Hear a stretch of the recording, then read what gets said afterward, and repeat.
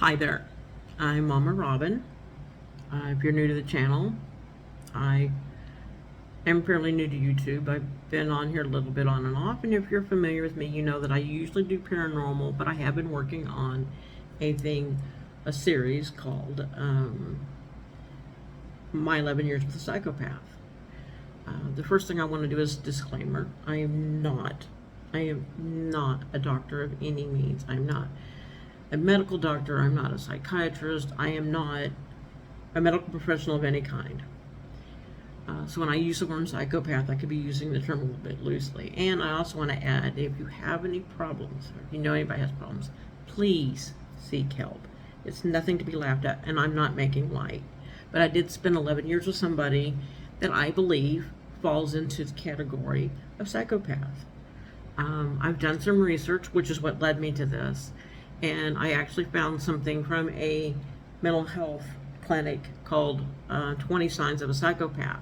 And what I've been doing is I've gone through the 20 signs one by one, and I've read about them, and I've discussed what they are, and I've discussed how he fits into this. But first, let me explain my absence. I have been gone for a few weeks. Going through this did bring back a lot of memories, a lot of painful memories that I had to get through. I wasn't doing well after going through some of these. I had to take a break from doing this because of the memories that came flooding back. Second of all, I got sick with COVID again. Even after having all my shots, I still got sick while I was on break. Then I got past that, and as you can see, I've changed my hair color and got it cut and stuff. But I did the hair color and the cut while I was taking my mental break, because like I said, discussing all this, going through the 11 years I was married to this person, did bring about a lot of memories that were hurtful. So I believe we left off on lies. I'm not sure if we left off on lies, exaggerations, and dishonesty, a lack of accountability, or playing the bang blame game. So I'm going to go ahead and cover both. And I want you guys to help keep me straight. You can leave comments. Always leave comments. Always ask questions. Like I said, I'm not a medical professional, and I'm not making light. So we're going to do lack of accountability. We're going to do lack of accountability. I'm pretty sure that's where we're at. And playing the blame game. The psychopaths commit some of the most cruel, violent, and heinous acts in our society. Well, I think we might be on lies, exaggeration, and dishonesty. Play through ego. And we're going to go ahead and do this one. We might cover two of them today. Lies, exaggerations, and dishonesty was number 3 out of the 20. Many psychopaths are prone to pathological lying. They may exaggerate the truth to get their way. They inflate their ego, get others to think, feel, or do what they want with them. Most normal people feel guilty, or at least a little worried about being caught in a lie. But a psychopath's lack of conscience makes them lying guilt-free activity. In fact, deception is even listed as a symptom of ASPD, and can even show up as a person faking remorse, empathy, care, or concern towards other people. The person I was married to for the 11 years I was married to him did not. He lied. He lied when the truth would be easier. He was pathological in it. And some of them were just very little lies. Like, instead of saying, I own a 2008 Dodge Ram, it might be a 2010. But everybody does those. So I never faulted him for those. But he would make up things about me to tell his family and his friends to make me look bad to them. I remember one time he told them I ran him over with a car. He called them to tell them this. He had no bumps, no bruises, no marks, no anything. But he had the family convinced that I hit him with the car and ran him down. That's a lie. Like, that was a lie. I even called the police on myself, just so that I would have the report of that they examined it, and they were like, he's not been run over by a car. They even told him, well, if you feel like you've been run over by a car, please go to the hospital. And of course he didn't, because he knew he had no proof of it. And he didn't press charges. The other thing he said once was, I think that was the biggest one, was that I ran him over with a car. I didn't run him over with a car.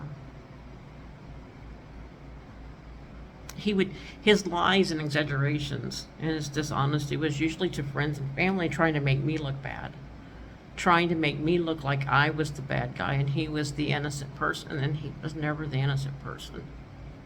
He always did things, and then would say the most horrible things about me to his friends and family, and I wouldn't know anything about it until somebody would confront me. I actually had a friend of his go, why did you run him over with the car? I was like, what? That's when I called the police about it. That's why I called the police. I was like, what? It was like 2 days after this supposedly happened that he told somebody. So I called the police, like I said, and I had them examine my car. They talked to him, and they were like, he wasn't run over with a car. He's had the police at my house twice. He's called the police and told them that I was committing suicide. Both times was in the middle of the night. Both times they knocked on the door, woke me up out of bed, and were like, ma'am, we understand you're attempting suicide. And I kind of looked at him like, do I look like I'm attempting suicide? Now, what his purpose to that was, I don't know. I honestly don't know what he gained from that one, but he did. I mean, he didn't gain anything, but that he did it.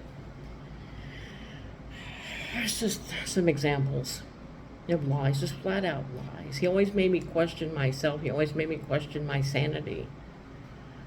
Lack of accountability and playing the blame game. Psychopaths commit some of the most cruel, violent, and heinous acts in society, but rarely take responsibility for their actions. Instead, they're more likely to blame other people, make excuses, try to justify their actions, no matter how bad they are.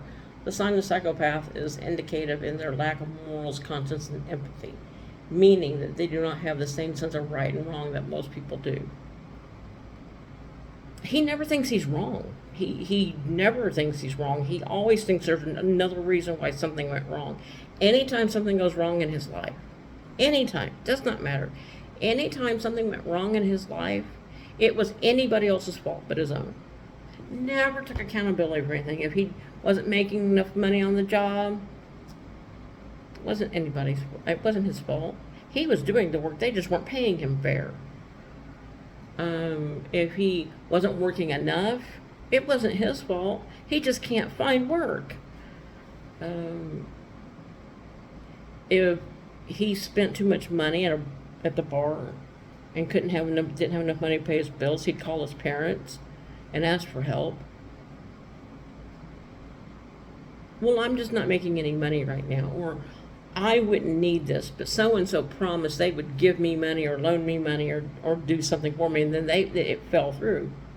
Well, maybe this person did promise them money. I'm not going to argue that point. So this might not be the best example of a lie, but don't count on other people. If you know you got bills, come and work.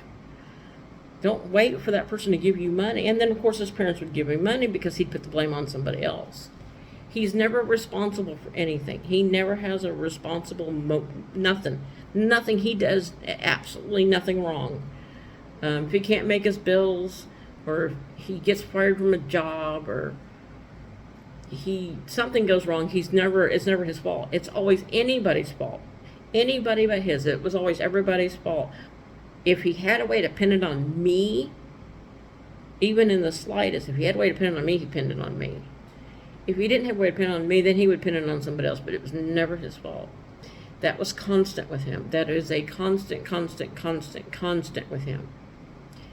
All these have been, like I said, the unnecessary mean streak, superficial charm, of course, wears off. A psychopath will demonstrate moments of cruelty or meanness. He was very cruel and his words were very cruel. His actions were, he wasn't really as much physically abusive, although there was some.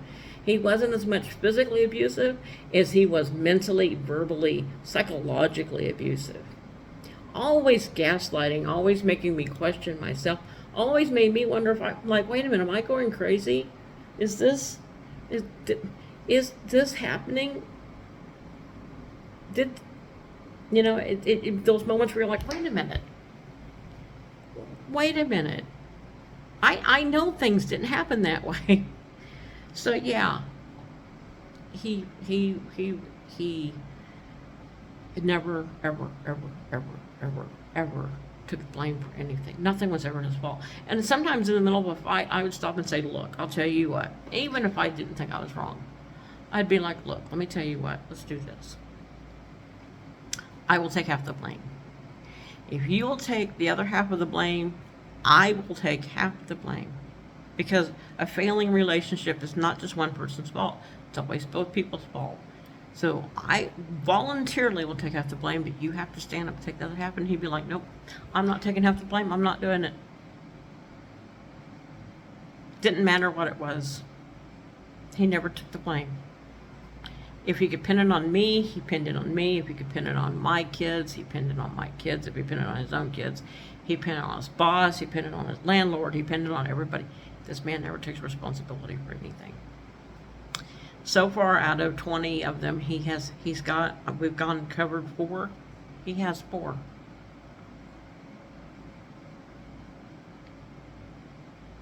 I can't wait to see what else we examine on this. I promise to be stronger. I promise to stand up taller. I love each and every person out there. And if this information helps anybody in any way, shape, or form, I feel like I'm succeeding. Because I am Mama Robin. I have a lot of people refer to me as Mama Robin. Because I mom everybody. Sometimes in a good way, nurturing, and sometimes I'm mom in a nagging way. But I do mom everybody. I'm Mama Robin.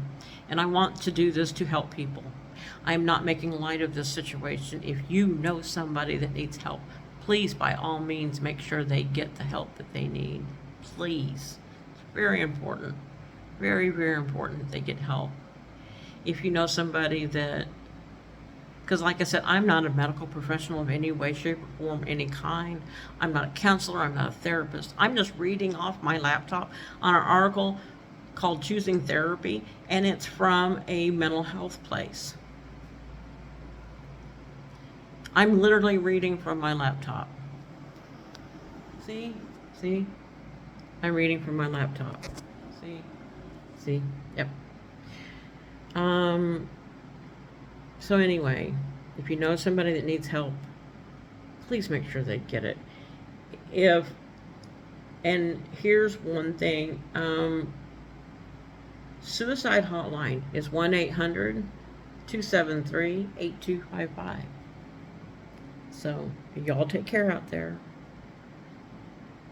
Keep in mind that people out there need help. They may not know how to ask for it. So be aware of your friends, your family. Be aware of your neighbors. Sometimes people don't know how to ask for help. They may not even fully realize they need it. So please, let's all take care of each other. I love each and every one of you.